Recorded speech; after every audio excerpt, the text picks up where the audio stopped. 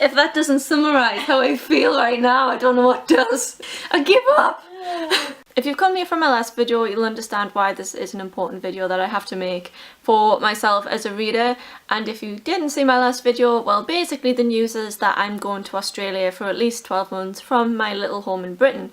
So I can't take my books with me. I don't want them to sit here and gather dust. I would rather have them go to someone that's going to read them.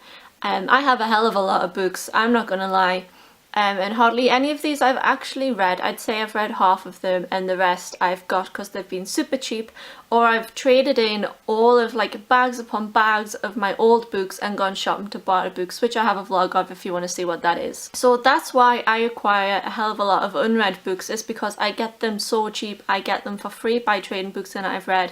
And I just haven't been reading a lot recently, but still been getting new books that way. So I'm acquiring quite a lot of books that I haven't read.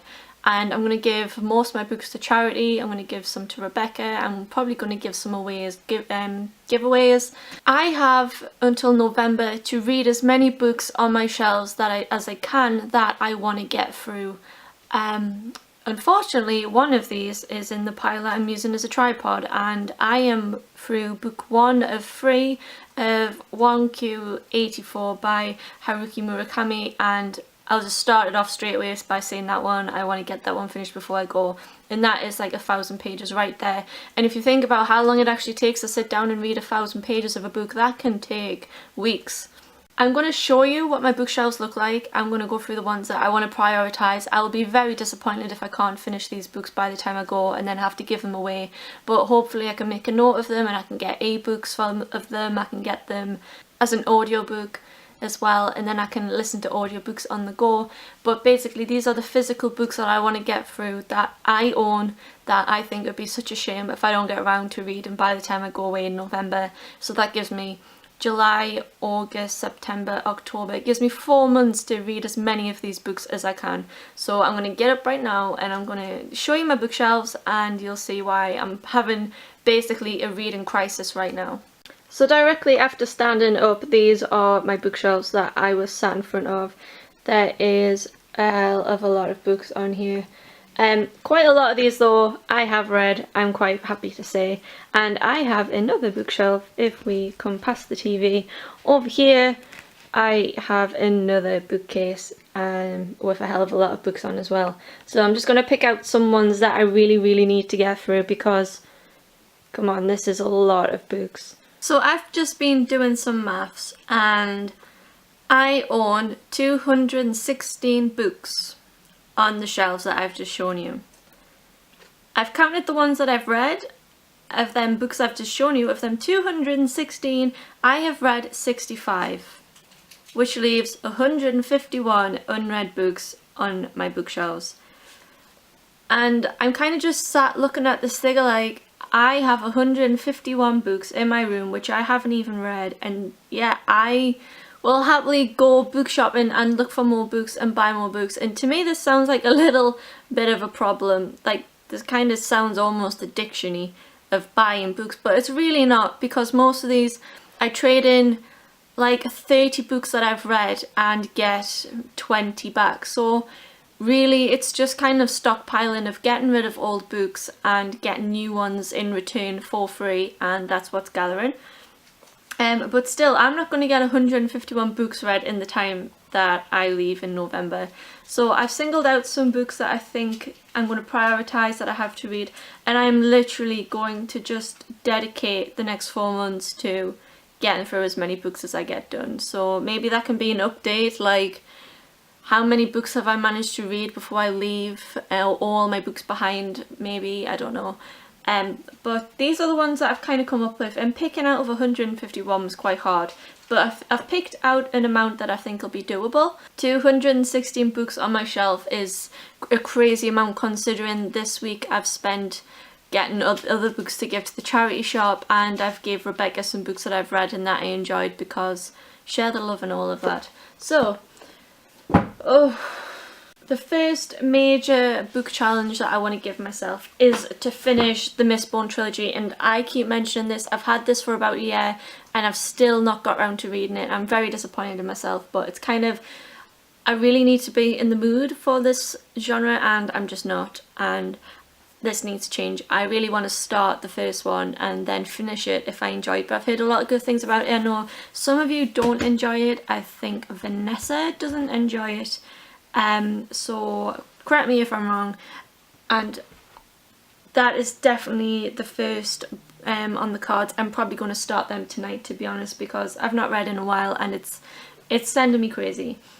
I have 2 of these, but I'd like to still read the first one to say that I've read it and take part in discussions about it, and it's The Ship of Magic by Robin Hobb. I've never read a Robin Hobb book and there's a hell of a lot of discussions about him as an author and I'm dying to get into it. Rebecca, is Robin Hobb a girl or a boy? Because I've just quoted as a boy. I think Robin Hobb is a girl. Sam from Sam's Nonsense will kill us if we get it wrong. Yeah, Sam would kill us. I think it's a girl. Oh my god, it says she and I've been saying he all along. Yeah, it's a girl.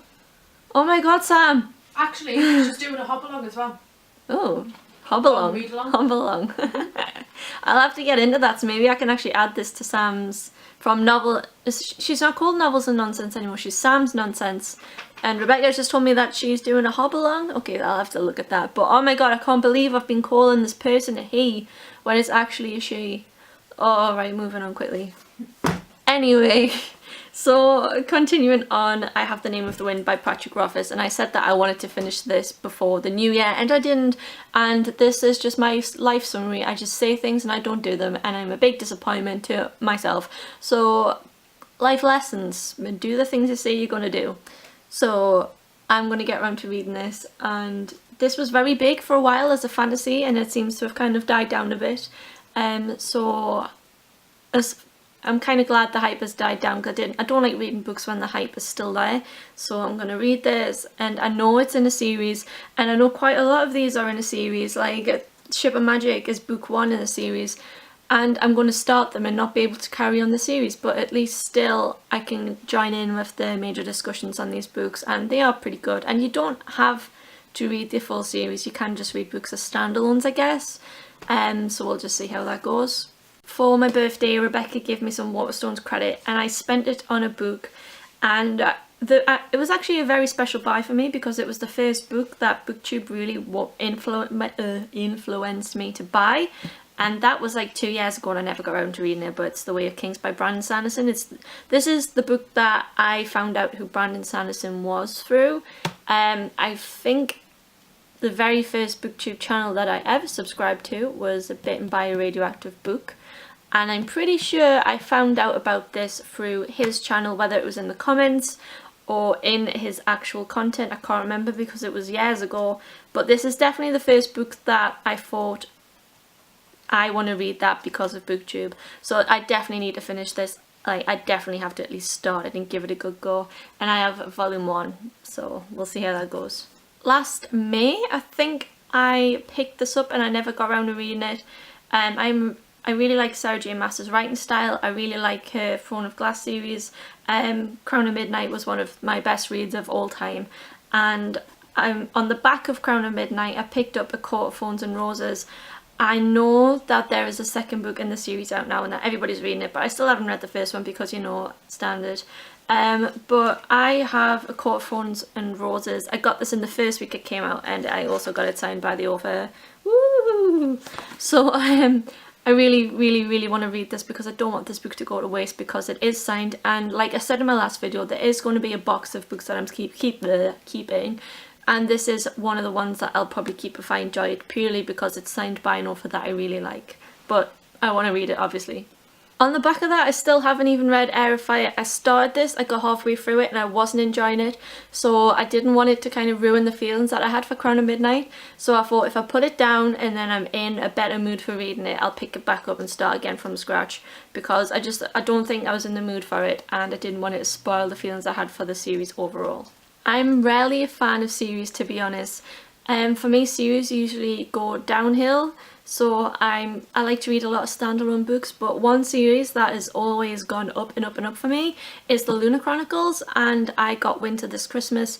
And I say this Christmas, it's halfway through the year, oh my god, but I do need to get round to reading Winter, and I've been putting it off because it is so freaking long. But I definitely want to read this before I go to Australia. I'm going to have this on my bedside table to remind me that I have to read this before I go. Honestly, I'm looking at this pile of pages just like, whoa, what have I got myself into? This is a complete reading breakdown. This is a crisis. Rebecca, I have 151 books that really should be read before I go to Australia. Nobody understands, apart from us, the community of books. Nobody understands what it's like. And the last book that I have here, and I say last because I think this is a reasonable aim to get through before I go in November, is Stephen King's 11/22/63, and I believe this is about a man that has some time traveling experience and connection to the JFK assassination. It sounds really good, and when I was looking at best books of the decade on Goodreads, this was in the top 10. I really enjoy Stephen King. I've read a lot of Stephen King. One of the latest books I read was The Stand, and it was out of this world fantastic. I love the description that he puts in his books. And this seems a bit different to the kind of books that he usually writes. He usually writes apocalyptic kind of thrillers. And this one doesn't seem... This is kind of historical fantasy-ish. So we will see. Is it historical fantasy or historical fiction? Because it's still fiction, but the element of time travel is a bit of fantasy. I don't know. I don't know how I'd categorise that in my head. But yeah, I think that is a doable amount. I don't want to go all out and say this is the massive stack that I'm going to read before I go to Australia. I'm already knowing that I'm going to be leaving very disappointed in myself because there's some books that I own, and every single book to me I cherish. It's, unless you collect books yourself, I don't think you can quite understand that. I am going to be disappointed. I am going to be upset when I'm getting rid of some of these that I've got with the intention of reading, because I hate having things without the intention of actually doing something with it. Like this shelf here, this classic shelf I have behind me, like, I've read like 2 of them, but for some reason I just liked, if I had the opportunity to collect a classic in these editions, I would do it. Like, I don't know, that was just kind of like, I needed something book, kind of in the book niche to collect, and apparently that was classics, but I haven't actually read them, so this is kind of like an Alcoholics Anonymous of books. I feel that's kind of what I'm making. Kind of is an addiction though, if you think about it. Okay, so by November, God knows what my reading situation will be like, but this is definitely, I feel, giving me the motivation to pick up a book, read a little bit on night time, read a little bit on my work breaks. You get the gist. So we'll just see how it goes, and hopefully I can get through as many of these as I can before I leave. Otherwise, I have no idea.